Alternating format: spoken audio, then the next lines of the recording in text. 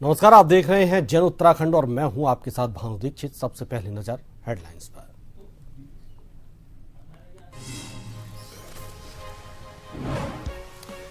उत्तराखंड में धामी मंत्रिमंडल की हुई बैठक, दिवंगत सदस्यों को दी गई श्रद्धांजलि। मुख्यमंत्री ने इनके योगदान को किया याद, 12 प्रस्तावों को मिली मंजूरी।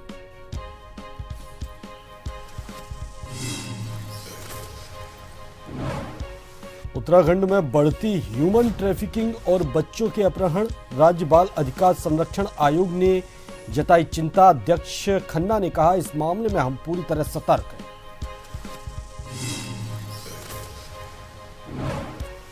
विकासनगर में हत्या के बाद भड़की हिंसा, बुलडोजर की कार्रवाई के बाद गरमाई सियासत। एआईएमआईएम के प्रदेश अध्यक्ष नैयर काजमी ने जताई चिंता।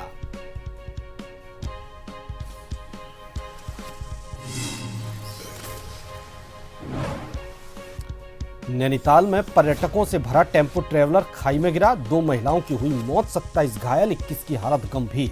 मेरठ गाजियाबाद के रहने वाले थे सभी।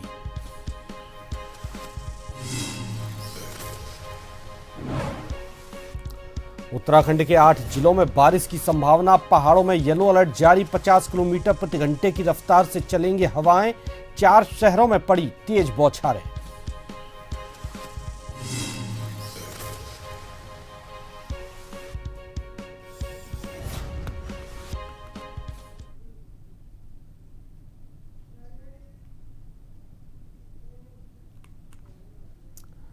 खबरें विस्तार से। मुख्यमंत्री पुष्कर सिंह धामी की अध्यक्षता में गुरुवार को सचिवालय में मंत्रिमंडल की बैठक हुई, जिसमें उत्तराखंड के पूर्व मुख्यमंत्री मेजर जनरल भुवन चंद्र खंडूड़ी और प्रसिद्ध निशानेबाज जसपाल राणा के निधन पर शोक व्यक्त किया गया। मंत्रिमंडल के सदस्यों ने दिवंगत आत्माओं की शांति के लिए 2 मिनट का मौन रखकर उन्हें भावभीनी श्रद्धांजलि अर्पित की। इस दौरान मुख्यमंत्री ने कहा कि मेजर जनरल भुवन चंद्र खंडूड़ी ने प्रदेश के विकास, सुशासन और जनसेवा के क्षेत्र में महत्वपूर्ण योगदान दिया। वहीं जसपाल राणा ने अपनी उत्कृष्ट खेल प्रतिभा से देश प्रदेश का नाम राष्ट्रीय और अंतर्राष्ट्रीय स्तर पर गौरवान्वित किया।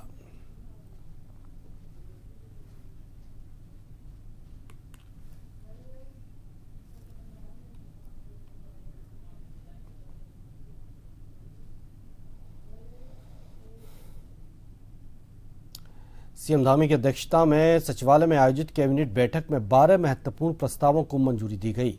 बैठक में शिक्षा, उपनल कर्मचारियों, 4 धाम यात्रा, पर्यटन, कृषि, पशुपालन और कारागार विभाग समेत कई अहम फैसलों पर मुहर लगी। उत्तराखंड संस्कृत शिक्षा संशोधन नियमावली 2026 प्रख्यापित किए जाने के लिए प्रस्ताव माननीय मंत्रिमंडल के समक्ष लाया गया था।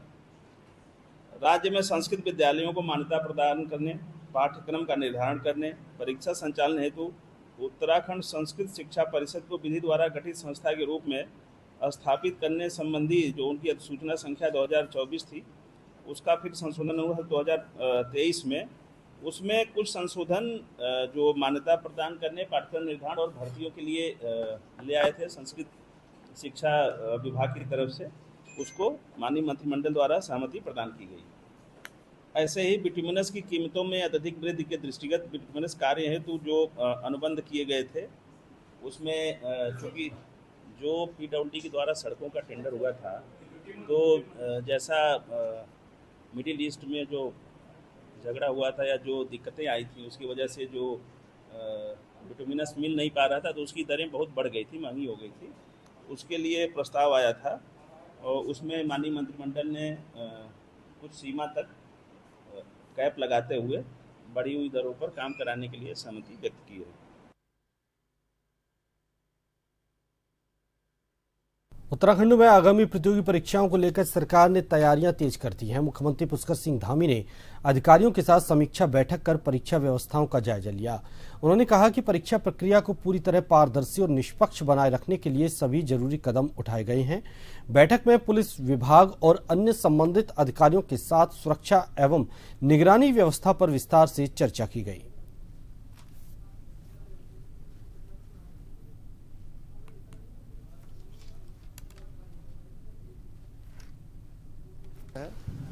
हमारा प्रयास होगा सभी बच्चे बिल्कुल अपने पूरे आत्मविश्वास के साथ सभी केंद्रों पर परीक्षा दें। परीक्षा बिल्कुल पारदर्शी तरीके से कराई जाएगी उसके लिए आज मैंने यहाँ पर सभी अधिकारियों के साथ, पुलिस विभाग के पुलिस महानिदेशक, अन्य अधिकारियों के साथ बैठक की है और लगातार हम इस पर पूरी तरह से नज़र बनाए हुए हैं। कहीं पर भी अब कोई गड़बड़ी की कोई संभावना नहीं है। इसलिए मैं सभी प्रतिभागी जो इसमें प्रतियोगिता में भाग ले रहे हैं उन सभी से कहूँगा कि अपनी अच्छी तैयारी करें और निश्चित रूप से पारदर्शी व्यवस्था के तहत इन परीक्षाओं को संपन्न करवाया जाएगा।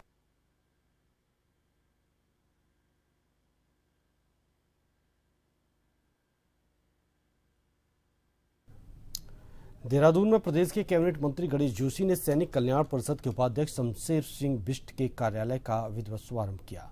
इस मौके पर कैबिनेट मंत्री गणेश जोशी ने कहा कि पूर्व सैनिकों के कल्याण, उत्थान और उनकी समस्याओं के समाधान में सैनिक कल्याण परिषद हमेशा से महत्वपूर्ण भूमिका निभा रही है। उन्होंने विश्वास जताया कि नया कार्यालय शुरू होने से पूर्व सैनिकों और परिषद के बीच बेहतर समन्वय स्थापित होगा, जिससे जनसेवा कार्यों को और अधिक गति मिलेगी।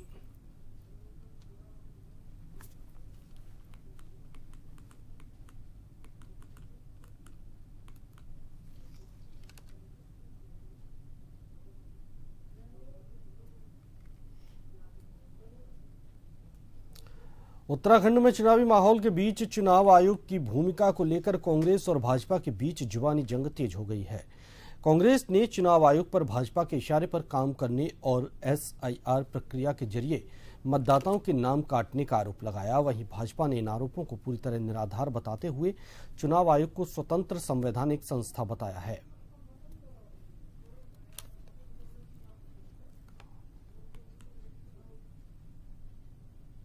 भारतीय जनता पार्टी अपने हिसाब से कार्य करती है और ये बात बिल्कुल साफ है कि अगर उन्हें लगेगा कि चुनाव जल्दी करवाया जाना चाहिए तो चुनाव जल्दी होगा। अब ये तो हमारा इलेक्शन कमीशन बताए कि अभी तो SIR की प्रक्रिया शुरू हुई है, मगर इस बात का अंदेशा पहले से ही था कि SIR की प्रक्रिया जिस तरीके से करी गई है अन्य राज्यों में उसी प्रकार से यहाँ होगी कि आपको समय ही नहीं मिलेगा कि जिन लोगों के नाम कट गए वो अपील कर सके, अपने नाम चेक करवा सके, कागज उपलब्ध करा के उसमें सुनवाई करवा के अपने नामों को इंक्लूड करवा सके। तो भारतीय जनता पार्टी जानती है कि वो बुरी तरह से हार रही है और इसी वजह से ये सारे हथकंडे अपनाए जा रहे हैं। देश में 60 साल से अधिक समय तक कांग्रेस का राज रहा, तब क्या चुनाव आयोग उनके कब्जे में रहता था? कि चुनाव आयोग एक संवैधानिक संस्था है और स्वतंत्र बॉडी है, वो अपना निर्णय लेने में खुद सक्षम है।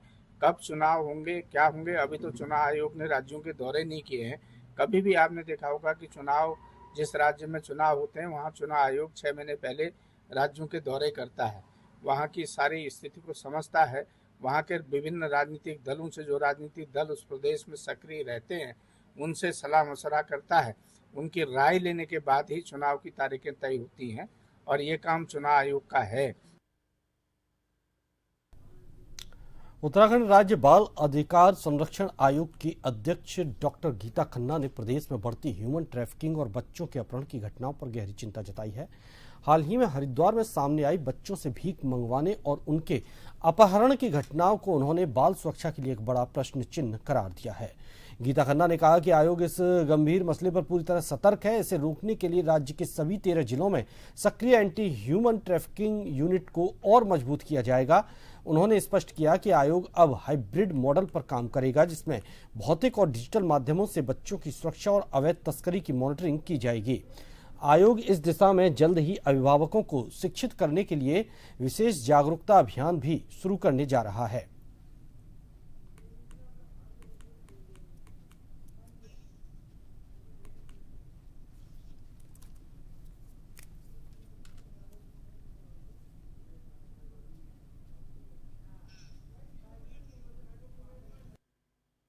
कि जो माता पिता निसंतान हैं वो इस तरह से किसी और की गोद सूनी करके अपना घर में किलकारी की ना करें। और ये अवेयरनेस उनके लिए भी, क्योंकि ज़रूरी नहीं है कि जो माँ बाप ये करते हैं लेते हैं उनको ये बताया जाता होगा कि हम किसी से चुरा के लाए हैं। कुछ हैं तंत्र जो उसको एक डॉक्टर होने के नाते मैं पहले से भी जानती हूँ, जहाँ ये होता है कि ये बच्ची निराश्रित है या इसकी माँ मर गई है या वो रखना नहीं चाहते थे या उनका 7वां बच्चा हो गया, कुछ भी कहानी कहे के, तो हम उस पर किस तरह से अवेयरनेस कैंपेन चलाएं कि उन पेरेंट्स को भी पता चले कि ये बच्चे के लिए ये इस तरह का माफिया काम कर रहा है। विकासनगर के गांव बैरागी वाला में विनोद कश्यप की हत्या के बाद भड़की हिंसा और उसके बाद हुई तोड़फोड़, बुलडोजर कार्रवाई को लेकर सियासत गर्मा गई है। एआईएमआईएम के प्रदेश अध्यक्ष नैयर काजमी ने इस पूरी घटना पर चिंता जताते हुए निष्पक्ष जांच की मांग की। काजमी ने कहा, विनोद कश्यप की हत्या बेहद निंदनीय और दुखद है। हम मांग करते हैं कि पुलिस दोषियों को जल्द से जल्द गिरफ्तार कर कड़ी से कड़ी सजा दिलाए, लेकिन हत्या के बाद कुछ संगठनों द्वारा चुनिंदा घरों में की गई तोड़फोड़ और बिना नोटिस बुलडोजर चलाना भी कानून के खिलाफ है। उन्होंने आगे कहा कि संविधान में हर नागरिक को न्याय पाने का अधिकार है। कानून हाथ में लेने की छूट किसी भी संगठन या व्यक्ति को नहीं है। अगर किसी ने अपराध किया है तो पुलिस जांच करे, सबूत जुटाए और कार्रवाई करे। बुलडोजर न्याय का तरीका नहीं बन सकता। देहरादून विकासनगर तहसील के बैरागी वाला गांव में जो ये मामला हुआ, विनोद कुमार कश्यप का मर्डर हुआ है, करने वाला कातिल होता है और मरने वाला मृतक होता है। तो कानून कोई भी अपने हाथ में ले, उसको उसकी सज़ा मिलनी चाहिए और यही इंसाफ है मृतक के साथ और मृतक के परिवार के साथ कि जिन्होंने ये जघन्य अपराध किया उनको सज़ा मिलनी चाहिए। लेकिन और मैं आप लोगों के माध्यम से ये भी कहना चाहता हूँ कि अपराधी के साथ अपराधी को सज़ा देने के लिए देश में संविधान है, देश में कानून है। किसी को भी कानून अपने हाथ में लेने का कोई अधिकार नहीं। फिलहाल यहाँ वक्त हो चला एक छोटे से ब्रेक का, जल्द वापस लौटेंगे।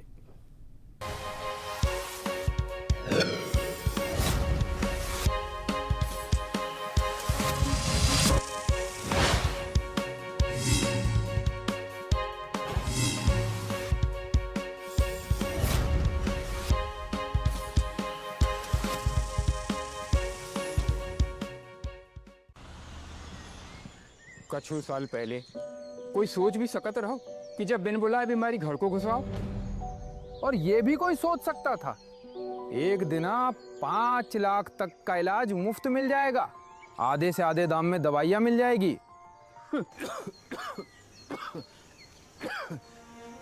पहले के मुकाबले बहुत ही आगे बढ़ गए रे। 12 साल विश्वास के, विकास के, जन कल्याण के।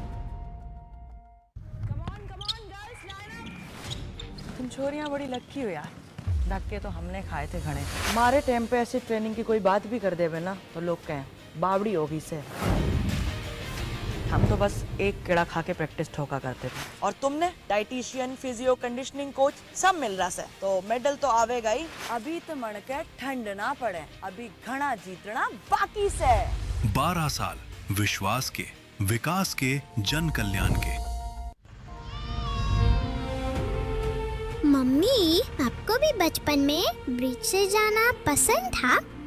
मैं जब छोटी थी तब इतना कनेक्टिविटी ही नहीं थी, ये तो अब हुआ है। अब नई राहें बनी है, नई उड़ान मिली है, नई स्पीड मिली है, बॉर्डर तक को कनेक्टिविटी मिली है। अष्टलक्ष्मी को सम्मान मिला है और आगे भी मिलता रहेगा। 12 साल विश्वास के, विकास के, जन कल्याण के। हमारी शादी के बाद तो 4 ही दिन में छाले निकल आए थे हाथों में। इसका हाथ देखो, महीना भर से चमक रहा है। काहे कि घर में तब सुविधा ना रही, और अब शौचालय है, पानी है, गैस भी है घर में। अभी काम भी करेगी और नाम भी विश्वास है। 12 साल विश्वास के, विकास के, जन कल्याण के।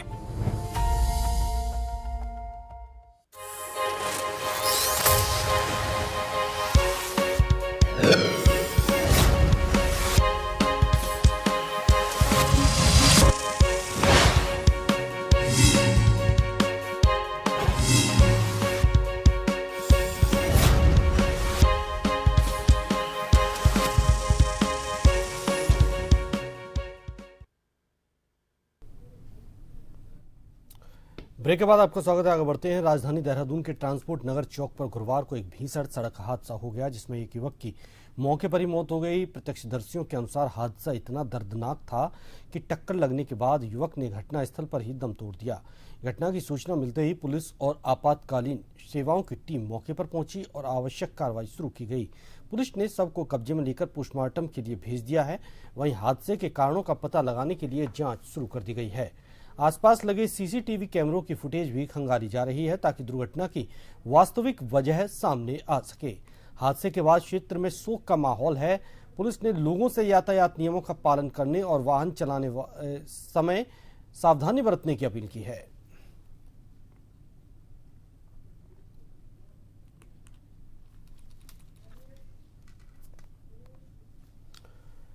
मेरठ से लक्ष्मण झूला ऋषिकेश के बीच हाई स्पीड नमो भारत ट्रेन जल्द चलेगी। उत्तराखंड और यूपी के बीच इस पर सहमति बन गई है। इसके लिए 7.02 करोड़ रुपए के परामर्श शुल्क को भी मंजूरी मिल गई है। जल्द ही मेरठ से लक्ष्मण झूला तक के 150 किलोमीटर लंबे कॉरिडोर की डीपीआर के लिए सर्वे शुरू हो जाएगा। इससे दिल्ली से ऋषिकेश का सफर केवल 2.5 घंटे में पूरा हो जाएगा।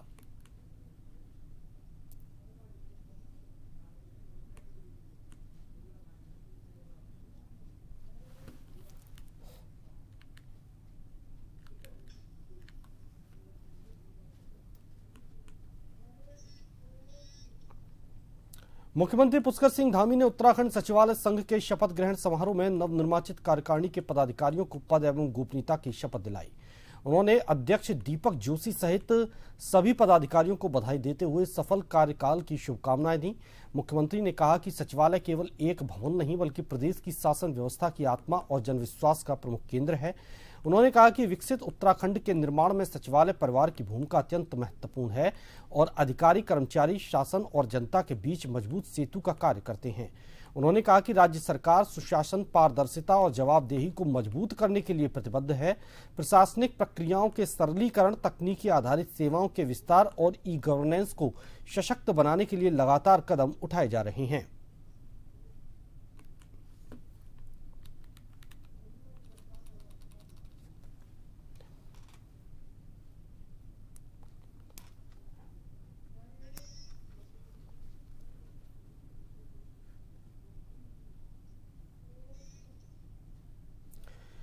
हेमकुंड साहिब यात्रा मार्ग पर सामने आई घटनाओं को लेकर उत्तराखंड अल्पसंख्यक कल्याण बोर्ड के अध्यक्ष बलजीत सिंह सोनी ने सभी समुदाय और यात्रियों से शांति सौहार्द बनाए रखने की अपील की है। उन्होंने कहा कि उत्तराखंड एक शांति प्रिय राज्य है और जिस मार्ग से हेमकुंड साहिब की यात्रा संचालित होती है उसी मार्ग से बद्रीनाथ और केदारनाथ धाम की यात्राएं भी होती हैं।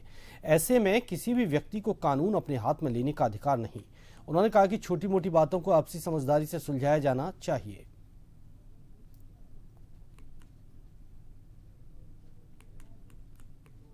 बहुत ही शांत प्रिय राज्य है। जिस मार्ग से होकर श्री हेमकुंड साहब जी की यात्रा चलती है उसी मार्ग पर श्री बद्रीनाथ धाम जी और श्री केदारनाथ धाम जी की भी यात्रा चलती है। उत्तराखंड का कानून, पूरे देश का कानून किसी भी समुदाय को ये अधिकार नहीं देता कि वह इस कानून को अपने हाथ में ले। हम सबसे विनम्र आग्रह करते हैं कि कृपया अपना सौहार्द बनाए रखें।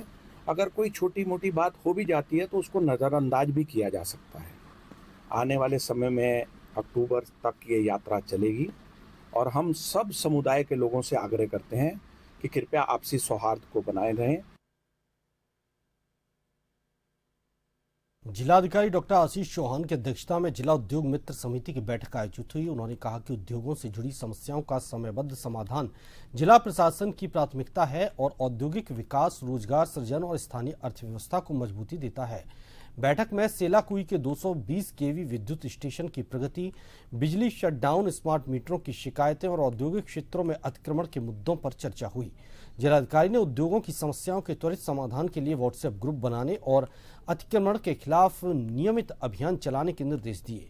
उन्होंने औद्योगिक भूमि के दुरुपयोग के मामलों की जांच के लिए विशेष टास्क फोर्स गठित करने और संबंधित प्रकरणों की रिपोर्ट 4 दिन में प्रस्तुत करने के भी निर्देश दिए हैं। बैठक में विभिन्न औद्योगिक क्षेत्रों की समस्याओं और उनके समाधान पर विस्तृत चर्चा की गई।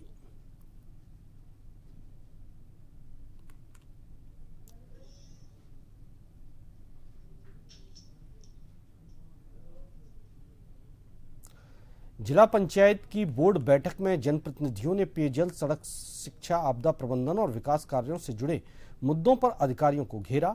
बैठक की अध्यक्षता जिला पंचायत अध्यक्ष सुखविंदर कौर ने की, जबकि उपाध्यक्ष अभिषेक सिंह ने शिकायतों के त्वरित समाधान के निर्देश दिए। बैठक में पेयजल संकट, सरकारी स्कूलों की बदहाली स्थिति, निजी स्कूलों की बढ़ती फीस, सड़कों की खराब गुणवत्ता और लंबित विकास कार्य प्रमुख मुद्दे रहे। आपदा प्रभावित क्षेत्रों में सुरक्षा कार्यों तथा किसानों की आईडी बनाने के अभियान पर भी चर्चा हुई। अध्यक्ष सुखविंदर कौर ने कहा कि ग्रामीण क्षेत्रों के विकास में लापरवाही बर्दाश्त नहीं की जाएगी और जनप्रतिनिधियों द्वारा उठाए गए मुद्दों का प्राथमिकता के आधार पर समाधान सुनिश्चित किया जाएगा।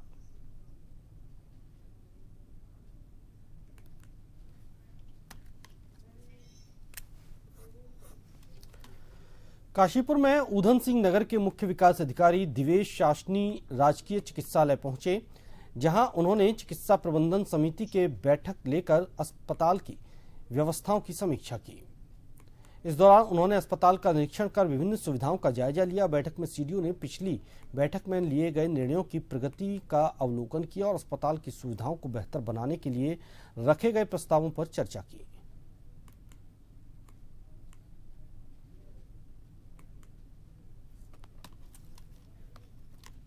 आकर चिकित्सा प्रबंधन समिति की बैठक ली गई है। पिछली बार की सबसे पहले जो हमने निर्णय लिए गए थे, हमने उसकी प्रगति देखी है कि क्या क्या उस पर हमारे एक्शन टेकन था। एंड काफ़ी अच्छा रहा कि हमारे जो भी हमारे ऐसे रूम्स थे जिसमें हमारी प्रेग्नेंट महिलाएं रहती थी, उसमें हमारे द्वारा उनको एक प्रॉपर एनवायरनमेंट मिल सके, इसलिए एसीज लगाने के लिए वो था, वो ऑलरेडी लग चुके हैं। इसी तरह हमारे जो भी पेशेंट्स यहाँ रहेंगे, जो इन पेशेंट सर्विसेज हम लोग डिलीवर करते हैं, हमारा ये पूरा वो उद्देश्य है कि उन्हें एक प्रॉपर वातावरण मिल सके। तो अभी हमने और जितने भी हमारे ऐसे रूम्स हैं उनको एसी देने के लिए यहाँ पे ऑलरेडी स्वीकृत कर दिया है। रुड़की के पिरान कलिया दरगाह क्षेत्र में एक बार फिर अवैध निर्माणों के खिलाफ पीला पंजा चला है। हालांकि इस कार्रवाई के बाद सिंचाई विभाग की कार्यशैली और अधिकारियों की भूमिका पर भी गंभीर सवाल खड़े हो गए हैं। स्थानीय लोगों का आरोप है कि विभाग बड़े और पक्के अवैध निर्माणों पर कार्रवाई करने के बजाय केवल गरीबों की झुग्गी झोंपड़ियों को ही निशाना बना रहा है।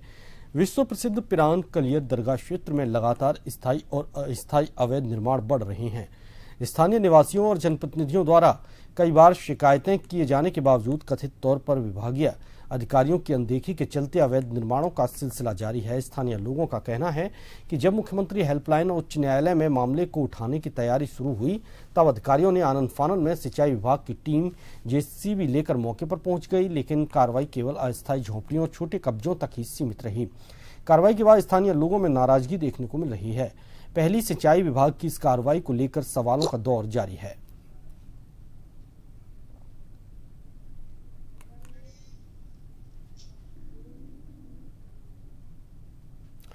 रानीखेत में 12वें अंतर्राष्ट्रीय योग दिवस 2026 के उपलक्ष्य में क्षेत्रीय आयुर्वेद अनुसंधान संस्थान रानीखेत द्वारा योग वॉक विद नेचर कार्यक्रम का आयोजन किया गया। कार्यक्रम का आयोजन संस्थान प्रभारी डॉक्टर वी कुमावत के कुशल मार्गदर्शन और कार्यक्रम की नोडल अधिकारी डॉक्टर हरित कुमारी के संयोजन में संपन्न हुआ। कार्यक्रम का शुभारंभ डॉक्टर वी कुमावत प्रभारी संस्थान द्वारा किया गया। इस अवसर पर संस्थान के सभी अधिकारियों और कर्मचारियों ने उत्साहपूर्वक सहभागिता की। लगभग 3.5 किलोमीटर लंबे योग वॉक संस्थान परिसर से प्रारंभ होकर ड्रग फैक्ट्री गेट गनिया घोली तक आयोजित की गई।